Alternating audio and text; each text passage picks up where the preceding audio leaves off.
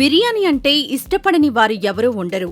ఏ రెస్టారెంట్కు వెళ్లినా ఎక్కువగా ఆర్డర్ ఇచ్చేది బిర్యానీనే. ఇంట్లోనూ బిర్యానీ ఎంతో ఇష్టంగా చేసుకుని తింటారు.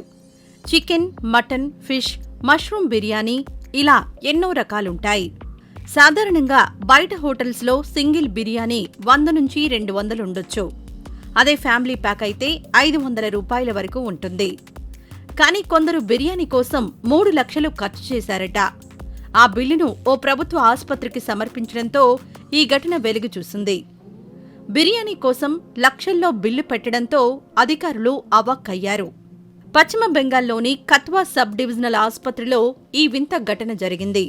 షోబిక్ ఆలం అనే వ్యక్తి ఇటీవలే ఆసుపత్రి సూపరింటెండెంట్గా బాధ్యతలు తీసుకున్నారు. ఆయన పెండింగ్లో ఉన్న బిల్లులను క్లియర్ చేయాలనుకున్నారు.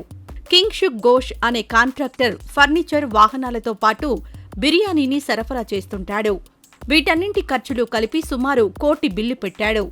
అయితే అందులో బిర్యానీ కోసం దాదాపు 3 లక్షలు, ఫర్నిచర్ కోసం 82,000 వెచ్చించినట్టు బిల్లు దాఖలు చేశాడు. వీటిని చూసి సూపరింటెండెంట్ షాక్ అయ్యారు. బిల్లులన్నీ పరిశీలించి కాంట్రాక్టర్ సమర్పించిన వాటిలో 81 బిల్లులు బోగస్వే ఉన్నట్లు గుర్తించారు. దీంతో పెద్ద ఎత్తున అవినీతి జరిగినట్టు గుర్తించిన అధికారి ఈ బోగస్ బిల్లులను డిపాజిట్ చేసిన నిందితులపై పోలీసులకు ఫిర్యాదు చేయాలని నిర్ణయం తీసుకున్నారు. ఆ బిల్లును ఆమోదించిన ప్రతి ఒక్కరిని విచారిస్తామని, దోషులుగా తేలితే చట్టప్రకారం చర్యలు తీసుకుంటామని వైద్యాధికారులు చెప్పారు.